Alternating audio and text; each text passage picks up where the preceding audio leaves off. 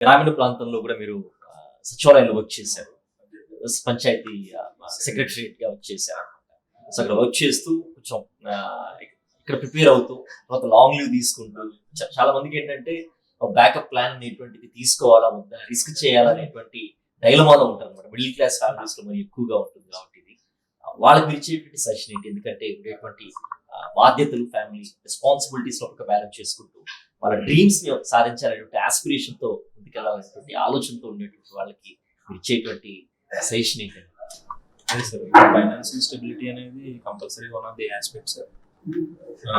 మీకు financial stability బాగానే ఉందంటే కంప్లీట్ 2.5 to 3 years ప్రిపరేషన్లో కూర్చోండి.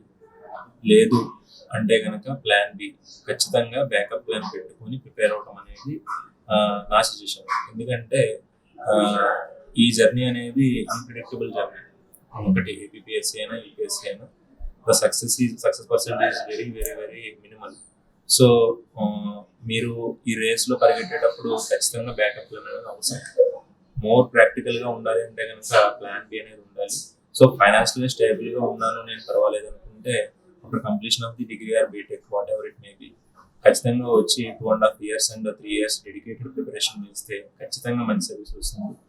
లేదు నేను కొంచెం మేనేజ్ చేసుకొని ఫైనాన్షియల్గా స్టేబుల్ అవ్వాలి అని అనుకున్న వాళ్ళు మాత్రం ఖచ్చితంగా ఫైనాన్షియల్ స్టేబుల్ అయిన తర్వాత మాత్రమే వాళ్ళ డ్రీమ్స్ వైపు ఖచ్చితంగా అడుగులు వేయాల్సింది.